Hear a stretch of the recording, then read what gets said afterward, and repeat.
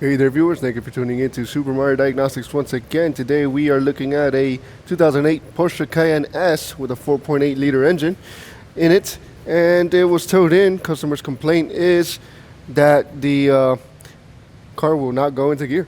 First things first, we put a maintainer on it as per usual, and I'm attempting a scan now, but for now, just so you guys can see the symptoms, I did have to take this apart in order to put it into neutral. We have a second key here that we requested.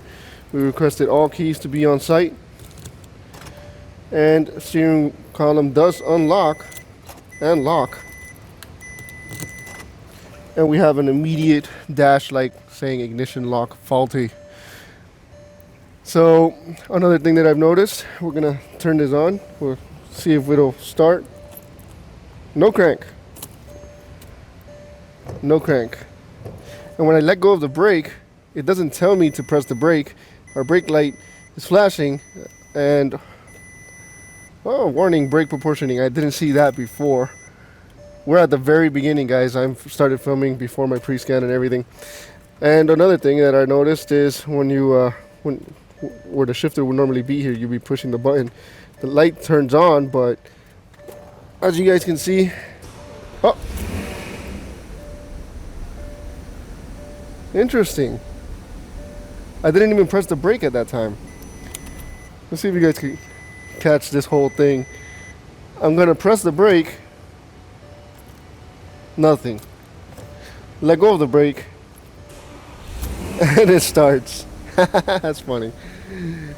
And I know I'm pretty familiar with these cars. You're supposed to hit the brake to start it. So this one's just full of surprises. Let's start it up and see if it'll go into gear. Maybe it'll go into gear if I don't press the brake pedal. Nope.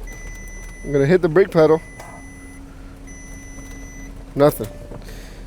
So stick around, let's scan this thing and find out what's going on. Alright, so we've scanned the vehicle. I actually scanned it while it was running and key on, engine off, and there's no difference between both pre-scans whatsoever. Let's go ahead and show you guys what we have. And of course we're going to need to focus that a little better. And there we go. I don't know what happened with my camera there, but it didn't want to focus. Anyway, that's not your problem. Let's go down the list. We have no communication with the DME, with the PSM module, and a couple of other things. But that's one of the things I don't like about this auto, is that you don't get a topology, so you don't really know, or it's hard to remember sometimes all the modules that are missing. But for me, it almost feels like the high-speed CAN bus, if they would call it that. But everything on that bus seems to not be responding to the scanner. Anyway, the cluster has several codes: the gateway, steering angle sensor, Tiptronic control module. That's one of the modules that wasn't responding. The PSM control module, this is Porsche stability management. The transfer box control module, and headlights, both headlights. We have some irrelevant to the scope of the video codes, and the chassis is what I really want to look at. We have several codes. We have terminal 30, vehicle voltage terminal 30, relay for terminal 15 activation, 2 control modules, terminal 15, and that's it. It almost looks like as if the gateway, yeah, that is a code actually. It's throwing a code for the gateway. The park assistant has several codes. Tailgate has several codes. Vehicle electrical system has several codes. The wiper system has gateway code. So, but if I remember correctly, the gateway was pretty happy. It didn't have any issues. Gateway 0 codes. So yeah, what I would like to do is check my terminals. So where do we do that? The chassis module. Let's go ahead and look at live data. I know a lot of people say don't delete codes and this and that, but a lot of times you gotta delete codes because this car's been through who knows where and who knows what's been done. and sometimes it's good to clear codes and see what's fresh. But I know I'm gonna get a lot of crap for that. Terminal 15 says that it's on. Let's play with the key a bit. Terminal 15. I turned it off. Pulling my key out. It still says terminal 15 on. That's weird. That's weird as well. For my key IDs to be so I don't know, plain. There shouldn't be a bunch of zeros and all that. And of course we've lost communication because I had my key out. Will it come back? Doesn't look like it'll come back. Let's go to live data again.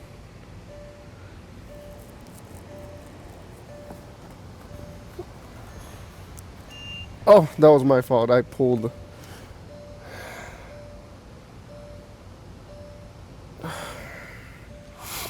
Sorry, pulled the freaking VCM.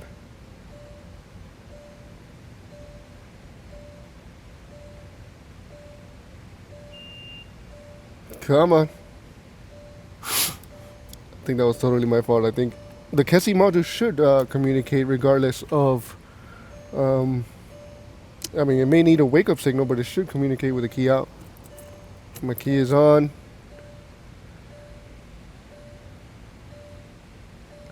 Okay, some of these, they won't communicate until you go out and then start all over. Some. Let's try this again. There we go. See, that's something good to know, right? So what I was saying about the keys, I don't like that, but my steering wheel unlocks and locks, and usually that would be impossible with a bad key. So start procedure permitted, DME answers yes.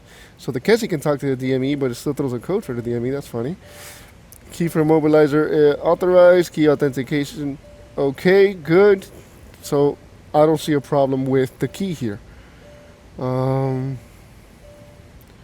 Brake test switch, stoplight switch, both of them say that they're on. Starter release. Let's go take a look. See if these brake lights are on. I don't see them on. So they're not on. For some reason, they do think that they're on, and that's why the vehicle can turn on with no need for pressing the brake pedal. But anywho, relay terminal 15 output off, supply is good. Selector level bark.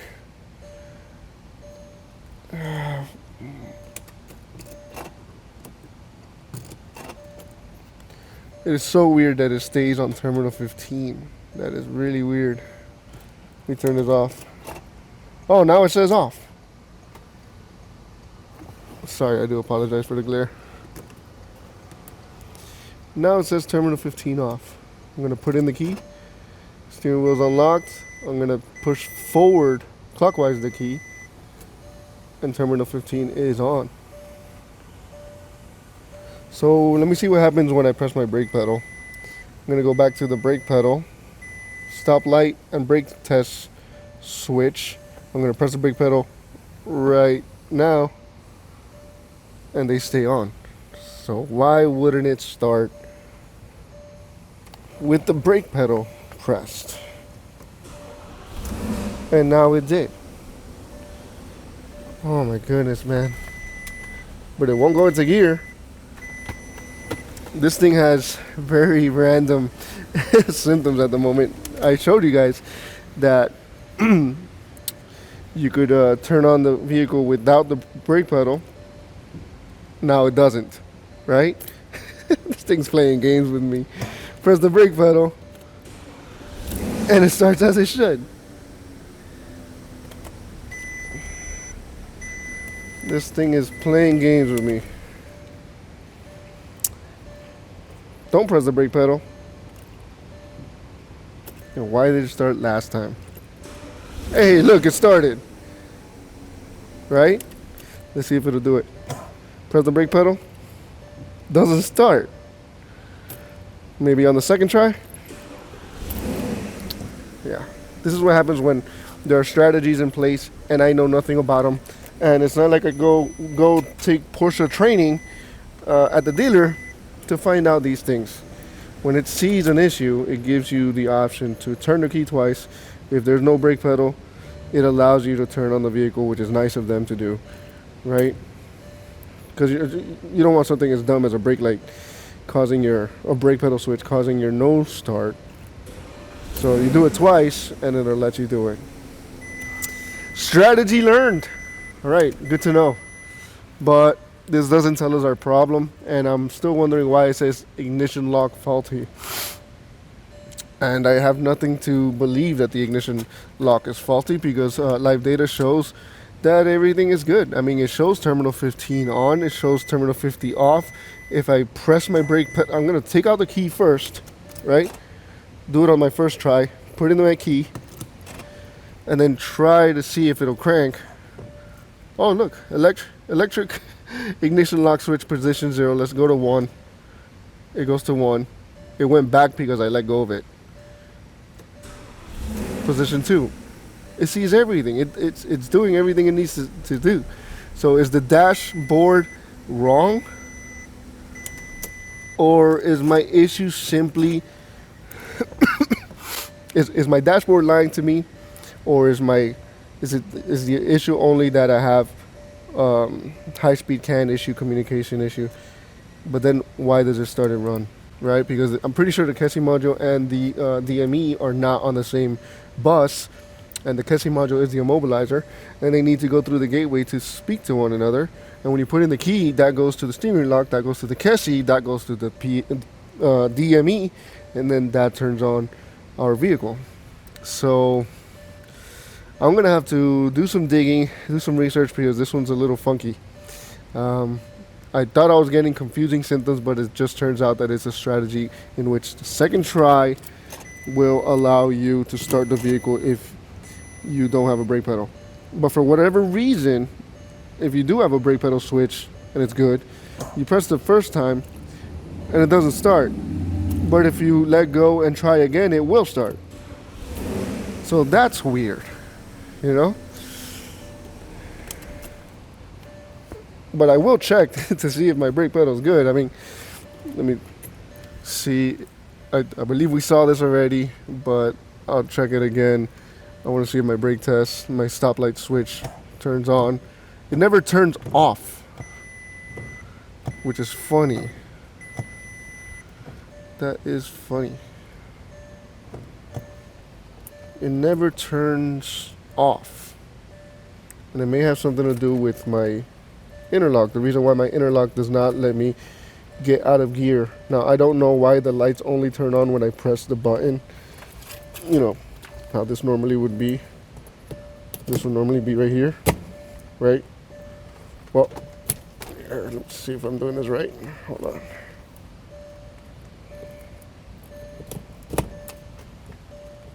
I'm gonna have to put this on some other time. It's always when you're on camera when things go wrong.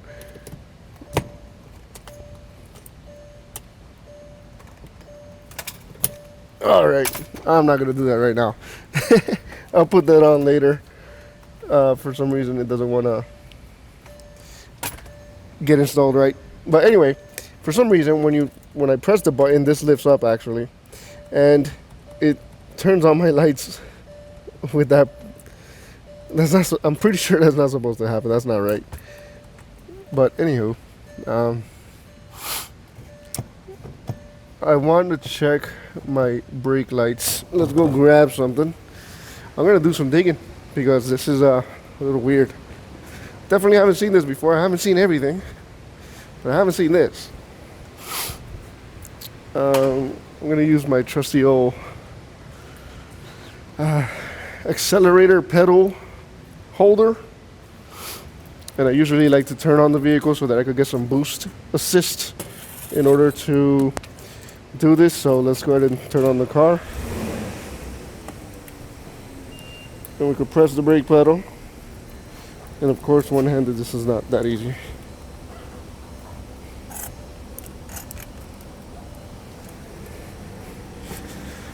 And we got no brake pedal, no brake lights. Oh, and I totally forgot to mention, the panorama roof, they came here for that as well. There may be water damage involved here, so that's another thing to consider. We have to start with the most obvious thing, and that is we have no ability to get out of park. The solenoid, the interlock solenoid, is not activating. The PID on our data doesn't show any difference in brake pedal actuation, and we have no brake lights. So we're gonna go with the most obvious thing here and start with that, because, well, the concern after all is that it can't get it into gear. The fact that my scanner cannot speak to the high-speed CAN bus is right now it's kind of secondary. It may be all intertwined, but at this point we're gonna go with the most obvious thing and follow the symptoms. And stick around. We have a couple of things in different directions we can go in this one. I know that most of you are probably thinking you already have a set direction that you want to go in, but anybody looking at this might get, a little thrown by the symptoms that it's exhibiting, and on top of that, certain conditions like the leaking panoramic roof. One might think that there's water intrusion. So the question is, in which direction do we take this? Do we go with the brake pedal sensor, which reports to the ABS module, or in this case the PSM module, or do we go with the lack of communication to the scanner on the high-speed bus? So I want to look at it's almost too coincidental. I'm inclined to think that there's a communication issue in which the brake pedal sensor is just not reporting. Yeah, the car will run, but nothing else works, and it's easy to get swayed if you're pretty new to this, and I'm relatively new to this, but choosing which direction you want to go into can either be very beneficial or very detrimental. And I'll be the first one to tell you, I went in the wrong direction. I went for the brake pedal sensor. I took apart that little partition, checked for supply voltage, and found nothing. It was then that I knew that I should have not wasted those 10 minutes and gone straight for the ABS module, or for the communication issue. It's easy for this stuff to get you, and that's part of the reason why I share this stuff, because if I can help you guys avoid the same mistake, I will. So where do we go from here? I put the partition back. I decided I'm gonna go straight to the ABS module. I disconnected the computer, the DME, but before we get to where we're at in the vehicle, excuse me, I'm a little under the weather, but I want to just take a look real quick at the information bus schematic. And as you can see, the the motor control unit we can communicate with. The transmission control unit we cannot communicate with either. The transfer case we cannot. The airbag control unit we definitely cannot. All of these are on, well, the airbag control module is also on the CAN drive, high and low, which is basically the high-speed CAN. The PSM we cannot talk to, even though they have a diagnostic key line direct to the OBD port. It says it right here, diagnostic K, brown and white, going to pin 3 on the OBD. So that says a lot right there. And I should have went and done my homework instead of doing, I know visual inspections win a lot and they're great when they work, but then you can also spend unneeded time looking, but it doesn't hurt to look, right? So That's what I think we're having here, is a problem with our CAN drive network. Our gateway is also on there and not reporting a single fault, which is the weirdest part. Steering column switch module as well is on the CAN drive, but they also have a comfort CAN going there, so it might work. Yeah, like I said, go into the vehicle. Well, hold on, let me do something there. Go into the vehicle, went ahead and spend a little time getting this partition out and looking at the boost sensor. Hope you guys can see this. And it was deep in there. I mean, it's deep. If you were to look at it from here, it would be around this area. So yeah, I gotta put this back. But, and where is my flashlight? Should have brought my flashlight. That's all it takes. This is the camera flashlight. Love this thing. This is the Milwaukee. This is my camera flashlight. You guys are gonna see. Anyway, I disconnected the DME, and we still have no ability to communicate with the CAN drive. Show you what I mean. Check out the lighting on that one. I'm sure you guys can appreciate this. The DME is over here, and by the looks of it, that doesn't look too good. If you guys can see this, see those marks, those white marks? That's not good. Do I see rust? No, but on the pins, no, but here I do. That's not good.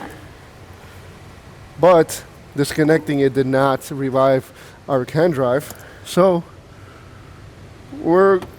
the ABS module is way deep in there.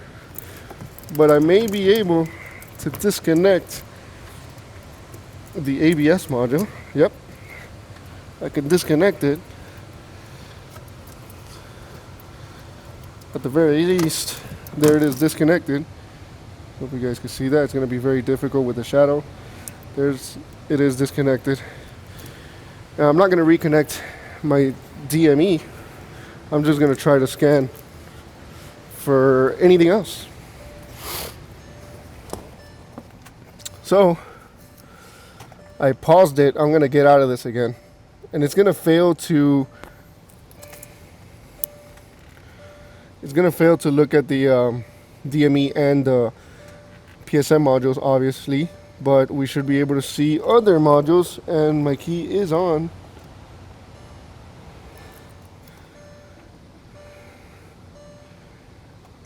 And if we're patient, we might see a good result here.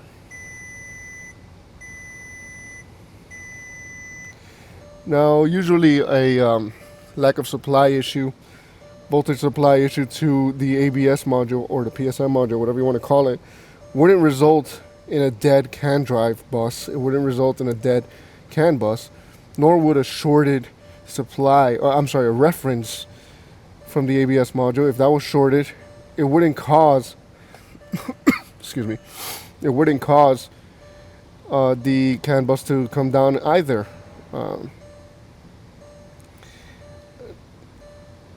What am I getting at? Pretty much that if the bus is down, it's usually not because of a supply or a shorted reference. By the looks of it, we're still no good. So we may need to scope the bus and keep going. There are certain things that, it's easy to overlook. I'll get to that thought process. I'll come back to that. But I'm so glad I scoped this thing, because that's going to be my recommendation at this point. Always scope the bus if you have any doubts about it. Instead of going and disconnecting modules, even though I just disconnected the DME and the ABS module, and we did see some water damage there, but that's not what's going on here. The bus isn't coming down before I show you what I'm seeing, I want to show you where I'm scoped to, and it's right here. The DME is still disconnected, and I am probed to the side of the terminal. Wow, that's bright. Hold on.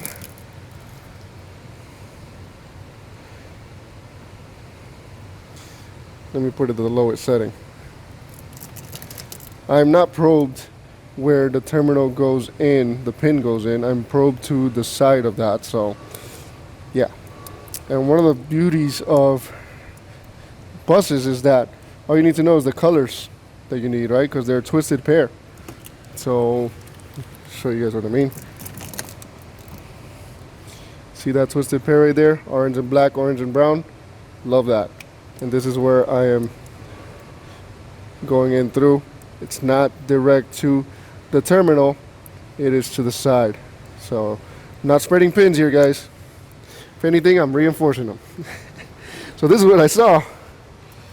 And to some of you, you may think, oh, the bus is good, right? This is great. Let's increase the time base here. Some of you might make that mistake and say, you know what, let's look at it. Oh, the bus is good. The bus is not good, guys. There's too much space in between these messages. And it's not a scope issue. The scope helps us see this. What does this mean? This means that the modules, there's only, whoa, there's only one or two modules on that bus, if any, that are talking. Where am I getting at? Terminal 15 is responsible for the CAN drive modules. At least most of them. Maybe that's the gateway, actually, trying to talk. And even though it doesn't throw any codes, excuse me, the CASI module did throw a code for terminal 15 activation. So where are we headed next? The terminal 15 relay. We need to see if there is good activation, good command to the relay, and hopefully if the relay is good, or if a fuse is blown, then that's a different story. But we need terminal 15. We may have a blown fuse in which we would need to find a short circuit, or if there's like a design flaw, like with the fuse or whatnot, and the pin fitment, that's another issue. But the moral of the story is, I'm learning a lot here, and I hope you guys are too. I hope you guys are really learning from this one, because there's a lot of takeaways here. There we saw a brake light issue, we saw communication issues, we saw weird strategies, but in the end of the day, if you stick to a process, sometimes I deviate, but if you stick to a process, you'll get to it. And sometimes you might spend an extra 5-10 minutes, but the next time will be a whole lot faster. It's just like that fuel pump video that I did on the same model. Once I did it for the first time and I saw the strategies, if you leave one relay disconnected, the strategy is that it will cause the other pump to run, which I learned, but it was only because of the first time that I did it. Once you do it that first time, it's a lot faster. But let's keep going. Let's find out what's going on with the terminal 15. Let's see which one is the relay, what fuses are involved, and make sure that we have our command, which I'm pretty sure we will, because live data showed that terminal 15 was being commanded on. But let's never assume, and let's keep going, keep digging, and fix this thing. All right, so let's find out where that terminal 15 is at. I want to look at a couple of things in order to find it. I'm looking at my ABS power supply. I see terminal 15 right here. It's a black wire. Goes to the switch as well, and it goes to fuse 38, hot at all times. Even though it's a terminal 15, you gotta love service information. Fuse 38. I want to find out where fuse 38 is, so that I know that I'm directly on my terminal 15 relay. even though it says hot at all times, but we'll just go with it. Power and ground distribution. Let's go to the power distribution, and I'm gonna type in sorry, this thing is loading. Control F, and we're gonna put fuse 38, and we have several. Let's go to this one. I see this one right here, and that is the right one. It goes to the switch and to the PSM control unit. It comes from the right fuse box, letter H, diagram 3 of 8. So let's go to diagram number 3, and let's find H. Where is H? Okay, it was right in front of me. Goes right here, and we can see it goes down to a bunch of other stuff as well. The transmission control units right here as well. The gearbox assembly, the selector lever switch. That's good. And it goes to a lot of other stuff. Backup light switch. And it comes from C, diagram 5 of 8. So we're going to go forward again. That was 3, so let's go to 5 and look for C. And I believe I'm on the 5th page. You know what, let me count them because I kind of assumed there. Oh, I was on the wrong one. So C is over here. I mean, the 5th page is way over here, and we're looking for C, and C is right here, and it comes down and it goes to another diagram, but it also feeds the transfer case control unit. It feeds all kinds of good stuff. Let's go to P. It comes from relay 15 with diagnosis. That's what we're looking for. Diagram 1 of 8, letter P. So let's go to number 1 and find P. And it is right here. Excuse me. There's P. And it goes to term 87. From term 87. So I see 85, 86, 87, and 30. That's the relays. That's not, you know, term 15. It says relay 15 with diagnosis, but it's really just telling us term 80. It's not to be confused with the terminals of the relay. So main fuse box over vehicle electrical system battery. They could have just put over the battery. I'm pretty familiar with where the battery is. I've done several, but for those of you who don't know, it is under the driver's seat, and we're gonna have to look in there, and we may be able to hinge it back, you know, fold it back, and check out to see what relays are there. Once we get there, if I can't see the wire colors and identify my terminal, my relay 15, then I will have to resort to an application ID of some sort, but more than likely we'll be able to ID it with the wires.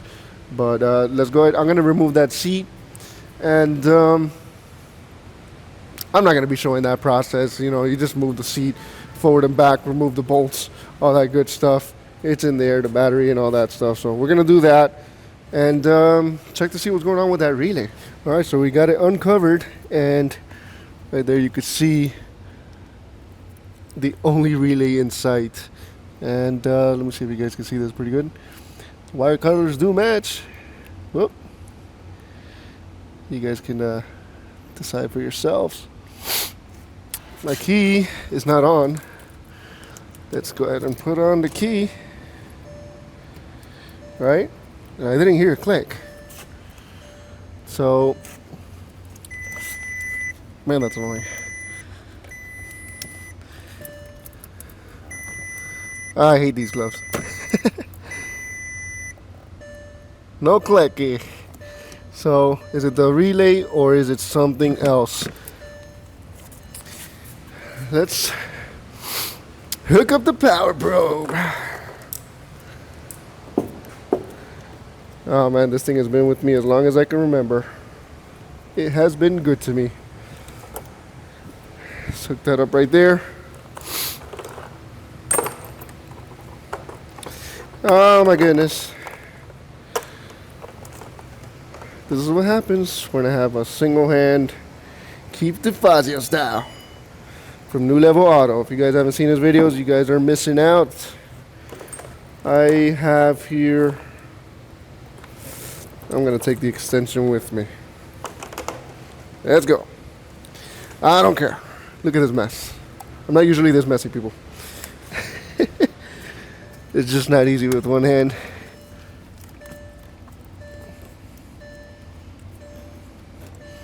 Alrighty.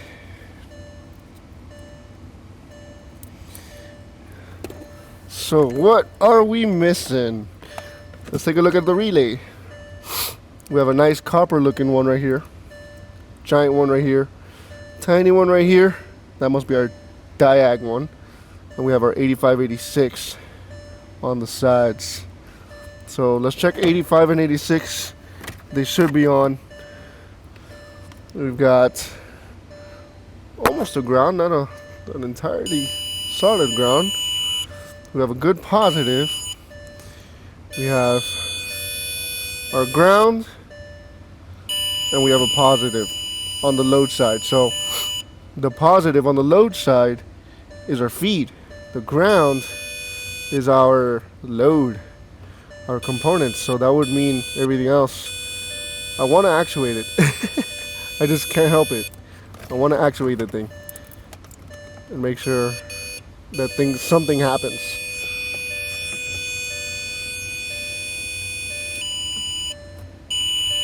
I hear stuff. Okay, so what's the problem? I don't like that ground. We have positive, two positives. We don't have that ground. We don't have a solid ground. Could be a wiring issue. Could be a command issue. Maybe the driver, if I'm not mistaken. Whoa! Hold on. If I'm not mistaken, the Kessie module is responsible for that command. Oh man, something's wrong with the Kessie. That's gonna suck. But let's go back to our power distribution. And you guys can see this for yourselves. That makes sense now. Kessie only says terminal 15 because it's sending out terminal 15, but it's not seeing it working. So the driver identification control unit, that's the Kessie module. That's their way of saying Kessie module. That's terminal 85. 86 is a red and white, and it is a solid positive. We don't even need to follow this diagram. We could see that it is good. And that the black wire from the Kessie module, I'm sorry, the brown and red wire from the Kessie module is our ground. So that is no bueno. We need to find out if this is a wiring issue or if this is a module issue. It could very well be a module issue. It could very well be a weak driver within the module, a pin fitment issue, anything, you know. And this is why we diagnose stuff. Like, yes, I in a roundabout way got to the conclusion, you know, lesson learned, yes, but it's not like we're throwing parts at this thing. Anything is better than just throwing parts at this thing. And we still haven't confirmed also that the relay is good. So we're going to provide it a good ground. Let's go provide it a good ground while the relay is semi-connected and here for a click and for the noises. So make sure everything else works. I could just give it another ground. There's plenty of grounds here, I think.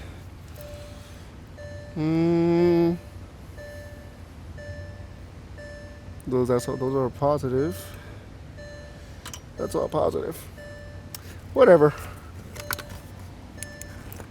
Point is, we know, sorry, I do apologize.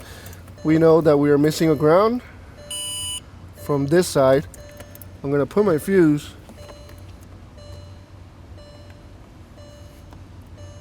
halfway in.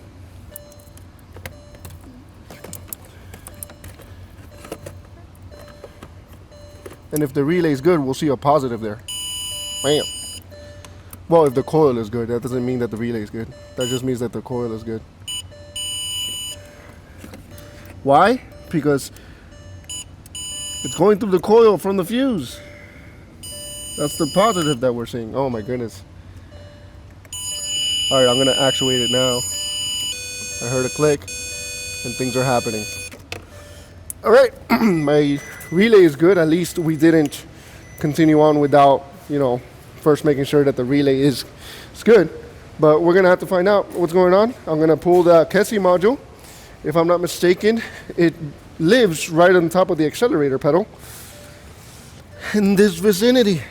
So it is way in there. I'm gonna pull it down and find out if we have a continuity issue. I might even give it ground from over there and see what happens. If it does actuate, me giving it ground from the Kessie module, then we have a bad Kessie. And we know it's not a authorization issue. We saw the data PIDs. It says yes, start enabled. Everybody's talking, yada yada yada. This would be an electrical fault. And I'd open it if we come down to the conclusion that it's the Kessie module. I'd open that thing just to see it, just to see what would happen. If we could find something in there, that'd be pretty awesome. But one thing at a time, and I'll keep you all updated. All right, fellas, we are hooked up to the Kessie module, and it is to the output. And let me show you guys where it is. It is right there. That is it. Our brown and red wire. Whoop. Come on. Next to the violet one. Right? I've confirmed with the diagrams that that is the correct wire. And we have a solid ground. I turned this off so that it wouldn't be so annoying. So there's no point in adding more ground. It doesn't do anything. So I'm wondering. Well, there's definitely a wire issue. There's a wiring issue. And I should have known. Look at that wire right there. Look at where it goes. These things are really known for having problems down here. So I'm going to have to lift up this carpet. I'm pretty sure we'll find our issue. But yeah, I'm going to put the camera down for that. So here we are. Let me put some light for you. You can see our wires right here. This is our brown and red. And someone's been in here before. And if we were to probe this, we have a nice solid ground. So what does this mean for us? There's resistance somewhere along this line from here to the relay. Luckily enough for us, we could just make a real repair and fix it right and be done with this. I could just run a new wire to that relay. It's easy enough access to do from here. And we would be good to go. There is some corrosion and stuff, but we will mention it to the customer and see where they decide to go with it. But for now, this is as far as we're gonna go. All right, it is now the next day, and I went ahead and fixed up the wiring. Actually, I pulled on the original wiring to begin with. It is right here on the floor, and there was some corrosion about, I guess you could say, 6 inches down the line from the this connection that was made before, and it came right off. So you can see, this would be pretty hard to see, but yeah, you know what? Why talk about it if you can't see it, right? So check that out. Whoops, a little much there. Check out that corrosion. The old tug test. So new wire is in. That gray wire there. And I went ahead and did a pre-scan. I'm sorry, a post-scan with after the car was already ran. So just so you guys can see, We have no more lights on the dash except for the parking brake, and it needs service. A lot of miles for a Cayenne, in my opinion, but still pretty cool. One more time, confirm fix, and we can turn it off. And since I'm working on other stuff, I had to move on from it. And this is the post scan. And you can see there are no faults except for the headlights. That's up to the customer if they want to address that. I'll get back to it to see if the headlamps even work. Everything else is buttoned up already. Car is just about ready to go.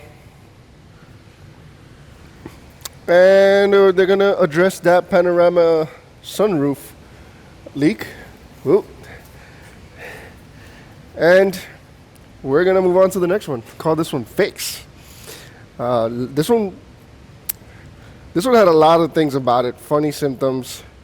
You know, the CAN drive was down, the high-speed CAN, and at first I honestly thought that it might have been the scan tool, but then again, any kind of doubt will lead you into any direction.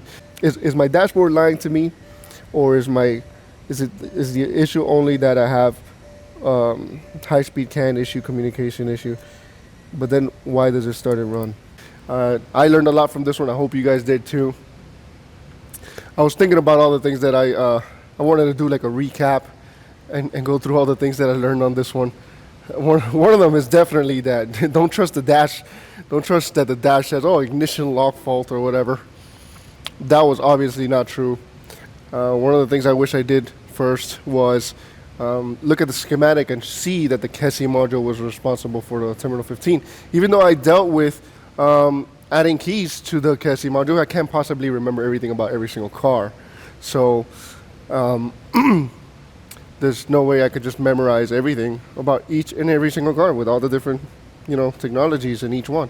So that's one of the things I wish I would have done first. Looked up the diagram, seen who's responsible for terminal 15. I guess I thought that it came from the ignition switch straight to a relay, and it should have been out, and maybe there was no communication as a result of a down CAN bus. And that the terminal 15 was a logic, that it was sending out a logic code in the sense that, the key says that it's terminal 15 on, as we saw in the data page. It sees no communication from the CAN drive, which is funny because usually terminal 15 turns on much more than just the CAN drive. But it looks like everything in the CAN drive is controlled by trigger 15, which sounds stupid now, and obvious now, but that's what happens when you assume. But I thought it was a logic code in which, the ignition switch was turning on terminal 15, as we saw in the data pid, and it wasn't seeing communication from all the mission critical modules and through the code as a result. It wasn't until we saw the diagram that we saw that there's a diagnostic wire that shows that the output, the load side of the relay is reported back to the Kessie as a result. But yeah, a lot of things to learn here. Every system is different. We gotta do with what we got. And I won't be making those mistakes again, that's for sure. And just remember, if it doesn't click beneath the seat, there's probably a wiring issue underneath your feet. So, sounds corny. Now we're going to find out what they're going to want to do with everything else. There is water intrusion. Obviously, the panoramic roof is going to be addressed, but maybe they left the door open for a while in the rain. We don't know. The drains, when I looked in there, the drains weren't clogged or anything. So that's one of the very common causes. It clogs up underneath the booster area on both sides, underneath the booster and the ABS module area, and it overflows into the cabin. What else can we take away from this one? the strategy that it did. It lets you turn on the car without the brake being pressed. Can't let that misguide us. Um, this is not a usual terminal 15 in the sense of an immobilized terminal 15 inhibition, or an inhibited terminal 15 due to immobilization. This is very different, very distinct from that, because the steering wheel would not unlock if we had an immobilization issue. This kind of terminal 15 failure is past all of the immobilizer stuff, and this is what happens. These are the symptoms that you'll see. This is not meant to be a silver bullet.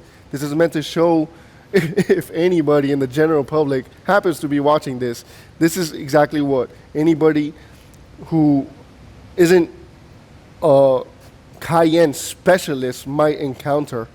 And these are the signs that we can see.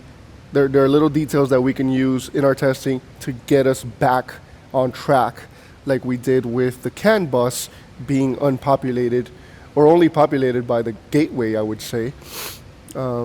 You guys saw the before and after, the difference between a good, all of the modules talking and when only one module is talking.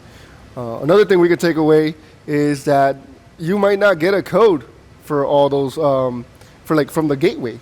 So, I was expecting, usually when I see it on another car, if even though we had codes, we were usually in the gateway, we would see something like "can drive off" or something like that, but yeah, we didn't. So kind of funny there.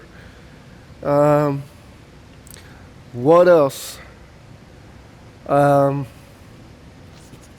If I were to do it again, obviously I wouldn't go to the booster sensor to check for brake pedal. We were guiding ourselves by the symptom, which could be good sometimes and which could be not so good in other times, and we spend an extra 20-30 minutes uncovering stuff, which is the nature of these German vehicles, is that you're going to have to uncover stuff, and it will take time, and every direction that you go in will require more time. It's not like, just check this real quick, just take a look at it. It doesn't work that way. Those days are gone. I just don't know that the public will ever understand that it's not just, can you look at my car? No, it doesn't work that way anymore. Those days are gone, unless you're working on a 80s or early 90s vehicle. There's no such thing as, take a quick look.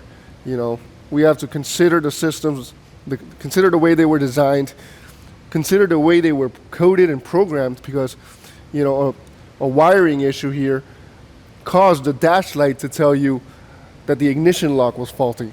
So,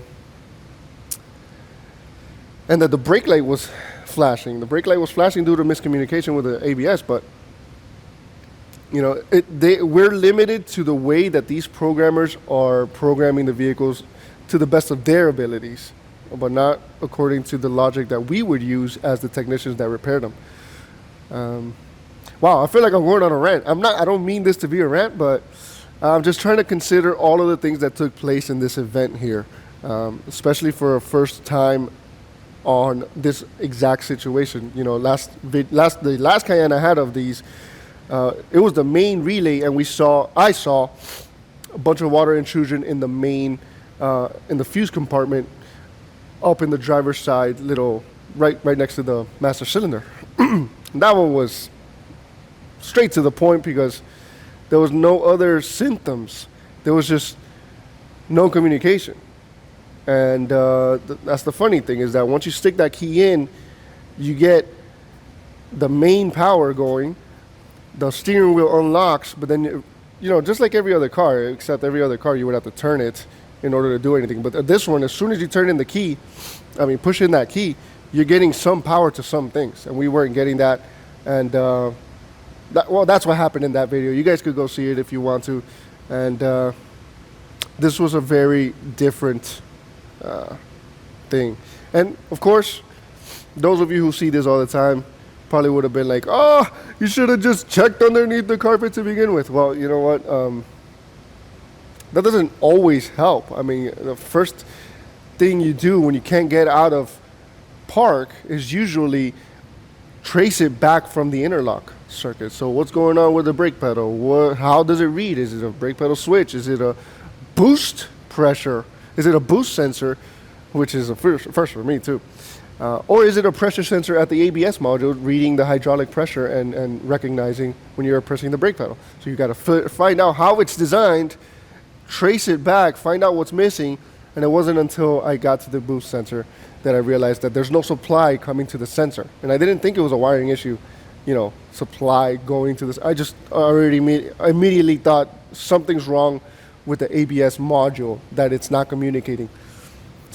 That led us to the next step. So yeah, another thing to take away is scope the CAN bus. If you have a doubt about any issues with the network, you can find out whether it's shorted to ground or shorted to something else, or if it's a module jamming up traffic, not letting others talk, or if no one is talking except for the gateway. Simply by looking at the CAN bus, getting familiar with the good ones, and then you start seeing what kind of separation each message should have. I wish I could give you a number. I can't give you a number on that. What kind of separation? Oh, it's 100 microseconds. I can't give you a number. You're just gonna have to experience it for yourself. That's another thing here. Experience. Experience usually comes from bad judgment, they say, and good judgment usually comes from experience. That's a little quote that I saw the other day, and I think it rings true here. Next time it's going to be a whole lot easier, but we wouldn't have gotten here unless we made a couple of calls that we just had to make. Sometimes you have to make the mistakes, you know. And that's what makes us all better technicians. That's why you're here watching this video, because you want to learn what to avoid, how to get into the right direction according to the symptoms. But yeah, I think I will wrap it up. I think I've said enough. I hope this was extremely useful for you guys. And yes, I could have edited all the mistakes out, but I'm not going to. I think it's better. It's going to be a longer video, but it's better that I just think there's a lot of lessons here. And why would I learn my lessons without sharing it with you guys? Because let's face it, these cars are not getting any simpler as we go along. These cars are getting very complex, and it's only going to get more complex with even more limited info. You know, the information sometimes is limited, and they're cutting down as much as they can incrementally. And that's another fight. That's a conversation for another day. But point is, if we don't stick together and we share, we're all, as an industry, just going to fall behind. We need to get on the same page and get ahead, you know, and fix these cars and grow as an industry instead of being so concerned with competing with each other that we don't want to share nothing, you know. And then that's good short term, but that's very short-sighted, you know, in my opinion. Anyway, I might have to make a whole new video for that. But anywho, I think if you guys have heard enough of my voice, and you're probably sick of it already, we'll leave this for another time. If you guys are interested in these kind of conversations, maybe we could work something out where we do talk about this stuff, and that'll be for another time, obviously. But leave it in the comment section if that's what you want. You know, make your voice heard. Let me know what you're looking to see in the industry as a whole, and remind me of my mistakes. Leave it in the comment sections. Let's laugh about it, because I know I am. When the car is fixed, I laugh about it. That's all that matters. The car is fixed. Did it take a little extra time? Yes, but the first time for everything always takes time. So it's not an excuse, but it is a motivator, in my opinion. I use my mistakes as a motivation. So hope you guys do too. Thank you all for watching. If you like what you see, consider subscribing. Hit like if you liked it. If you didn't like it, hit like anyway. And or hit like 3 times.